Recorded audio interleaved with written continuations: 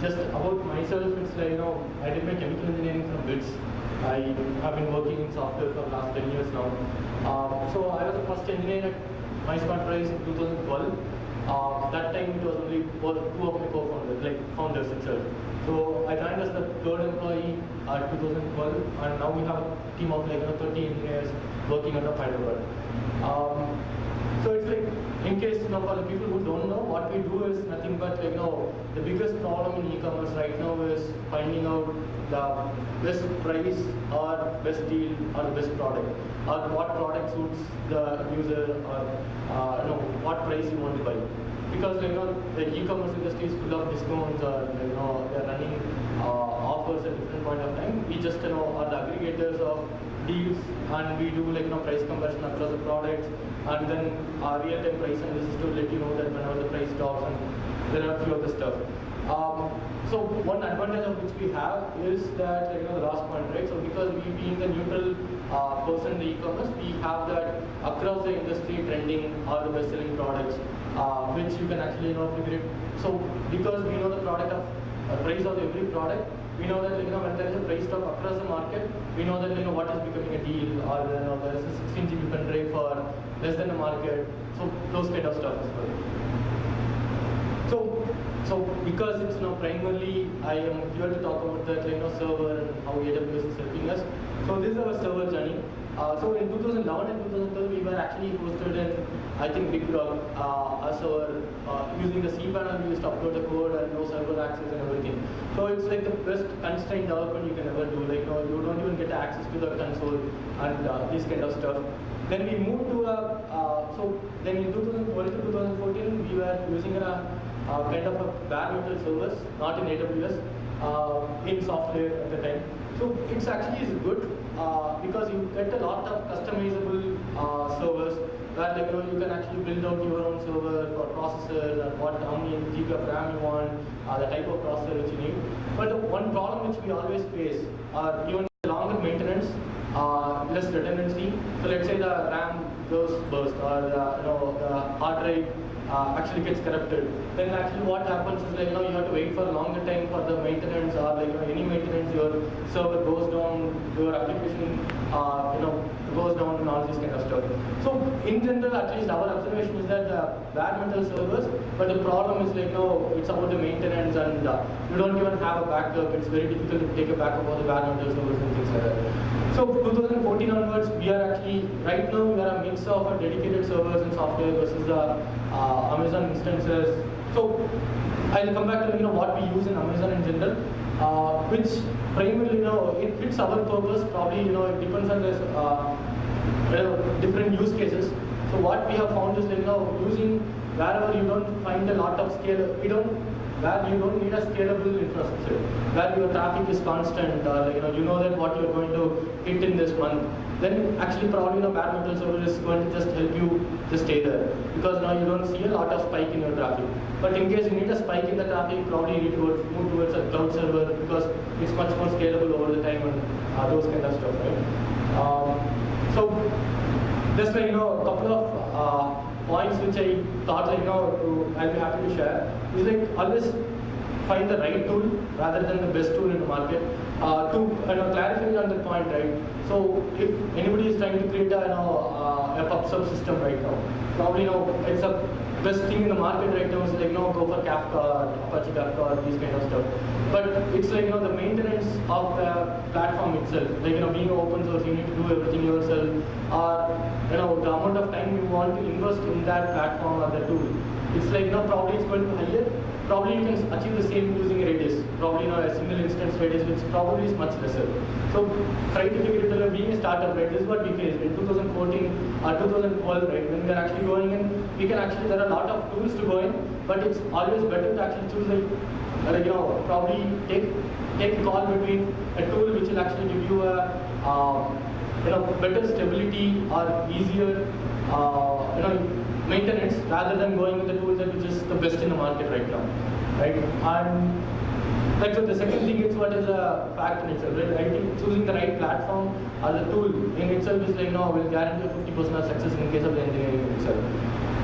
So the third point is more of try to avoid staying away from that the newest or the fancy thing in the market. So there is always every month, right? There is always something new in the market. There is a new open source tool. There is a tool which comes out this is the concurrency is much higher and all this kind of stuff. Probably try to avoid from that. Choose that best stable tool for the moment.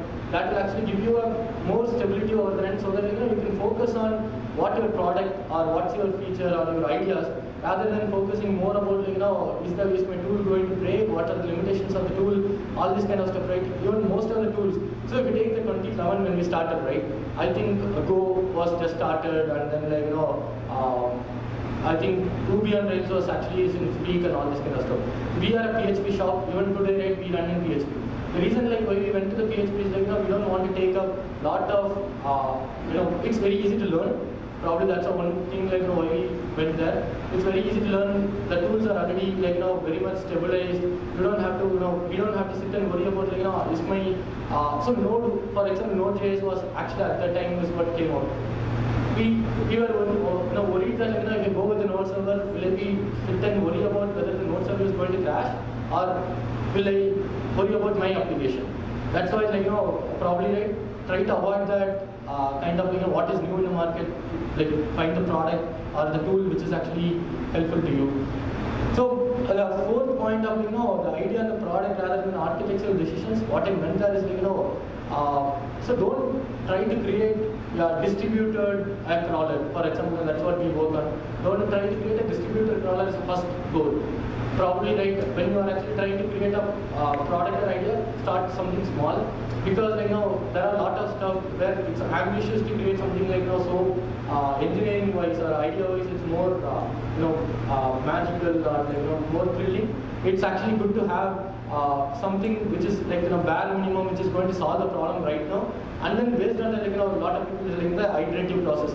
So based on what user wants or what you need over the time, you will be able to fill it up whether probably you don't need that at all in the first place. Now what will happen is by going to the more ambitious stuff, probably you build something which nobody needs or nobody wants. Okay, coming back to AWS, why we chose AWS, right? So the first service which we ended up using in AWS is not EC2 servers. Which we started using is actually the Redshift. So it's we were looking for a tool which will actually let us analyze our data, which is actually, I come back to the exact metrics, right? Analyze the data and query for our analytics or product or engineering team to query that, right? We are actually trying it very hard to actually do MySQL. So the first tool which we started using in AWS is actually the Redshift, and then right now we use almost something around 12 to 15 services in AWS. That's what when I said there is a service for everything you need. It's more they have. So whatever problem you want to solve, there is a service for it. It's about how you plug and play into your system, right? So like I said right now, it's more often there. The one problem is we don't have to worry about whether Redshift is going to scale up or is my server is going to be maintained, backup, and all this kind of stuff, because it's just probably there is a cost. If I actually end up setting up myself, the real cost probably is lesser. But the overall cost, if I have to put up one of my engineer to make sure that he's going to back up the system, maintain the system, doing the defragmentation, probably the overall cost, if I consider, at least for me, it is actually cheaper going with AWS. And in case like I said, the architectural decisions, more for the first 3 years, right? We don't do load balancing. We are not doing disaster recovery because we're more focused on what the product needs or what the market needs. So those things actually comes out to be much easier in AWS. So that's what the last thing is low cost to try out things. That is the first time when we tried the Redshift, we billed literally $10 in the first month. So it's we don't have to worry about a lot of billing. So for example, if I have to take a dedicated server, install a properly HBase or those kind of stuff, it's going to cost me a significant amount of money, because it's more about my installing it, trying it out, and all this kind of stuff. That the prototyping cost is probably very less. That's what at least we feel. So what we did after that, right? It's more about we have in-house Redis installations where we use for all our caching and the real-time data captures across our platform. So we moved to Elastic Cache, which is which is a service you can use Memcache or Redis in it. So which is now I don't have to worry about having a data backup. Is my RDB? No, I don't know how many of you worked in Redis. But it's there's a snapshotting backup which fails in RAM, getting overloaded, all this kind of stuff, right? We stopped worrying about it and just go with the system in itself. And in Redshift, like I said, we right now use almost 3 clusters, each with 3 or 4 nodes each.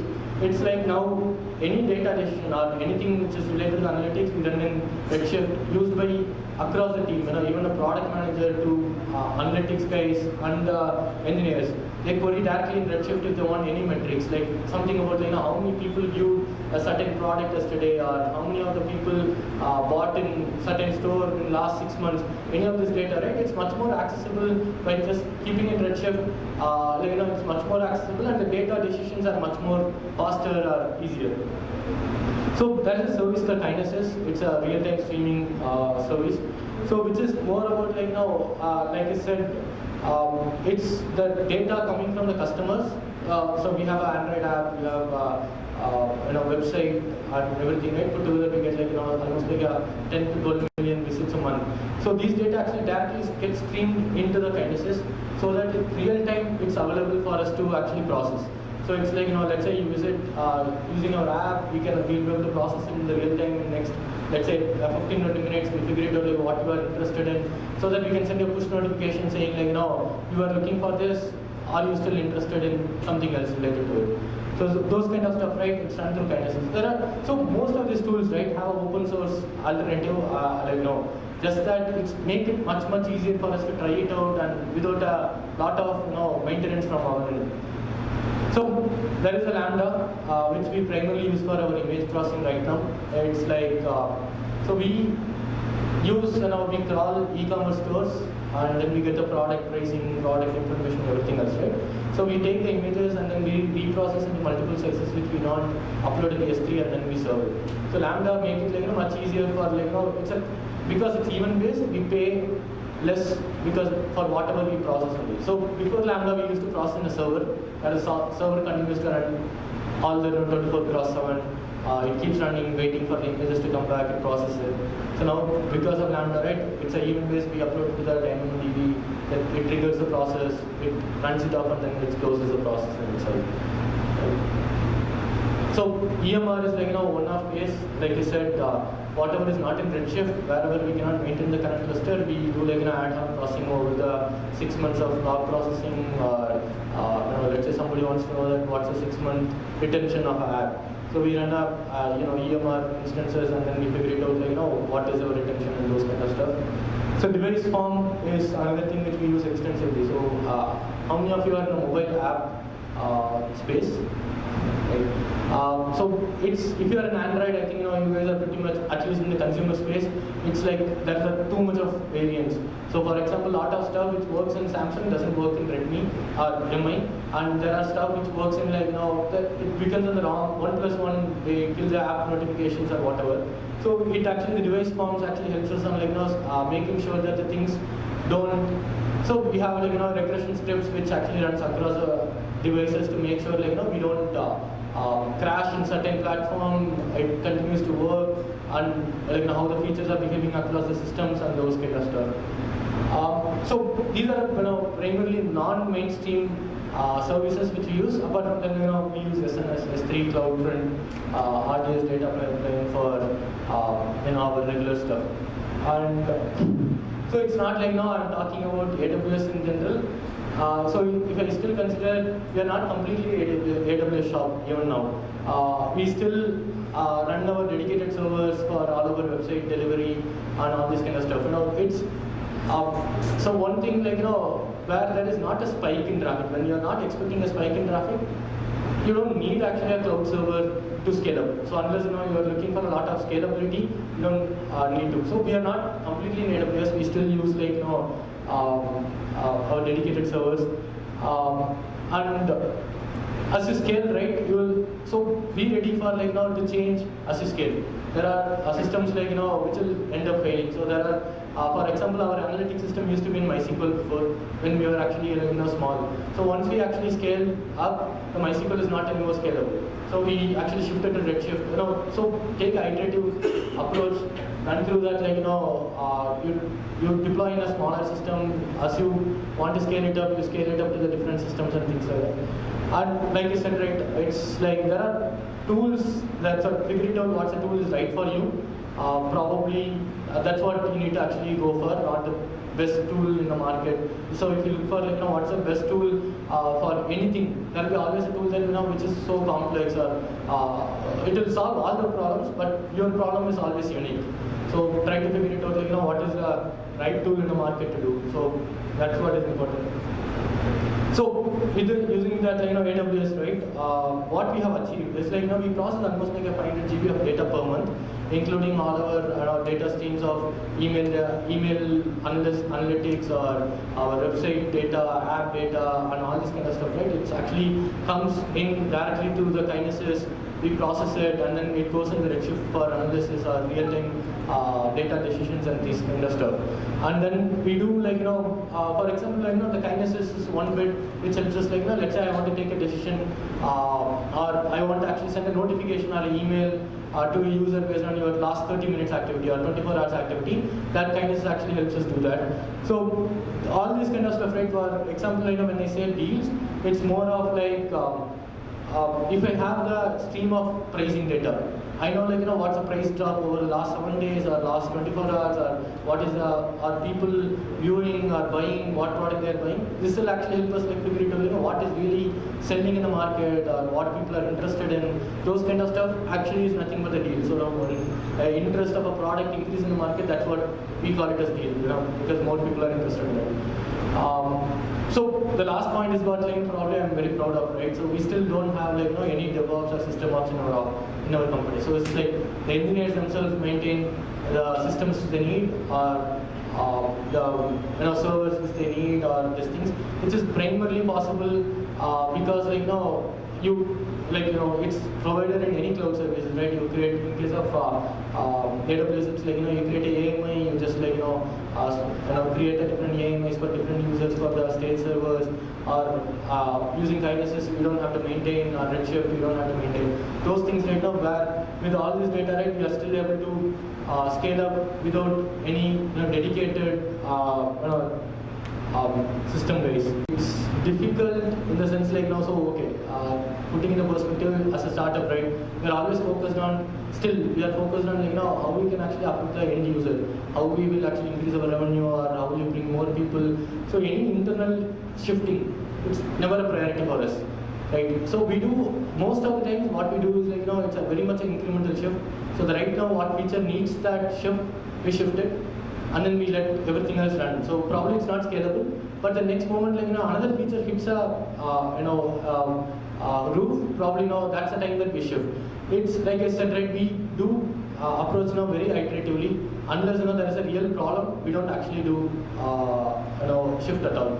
So like I said, so initial thing is we scaled up. Right now we run 3 or 4 clusters. We just started with 2 servers in a single cluster. Just for our user analytics data is what we shifted. Right now we have sales data migrated or clickstream migrated, email database migrated. So these kind of stuff, right, is over the time. The migration took us, because it's iterative, it's almost 2 years of process. But it's not overnight we think and we shift. So that's what at the end of the day, it's nothing the question is not about what is right and wrong. It's more about what is right for you at that moment.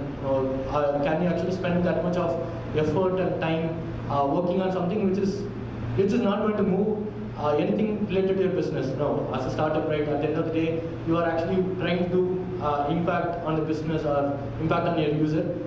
Does it make sense to, that's a question to ask this thing, does it make sense to spend the time and effort on something which is not going to be impactful versus can you spend that time on something else which is going to be useful for you in the long run? It's the opportunity cost. It's not the cost is not only your the server cost or salaries and this kind of stuff, what you could have done in that same time. It's more of the opportunity cost what we lost.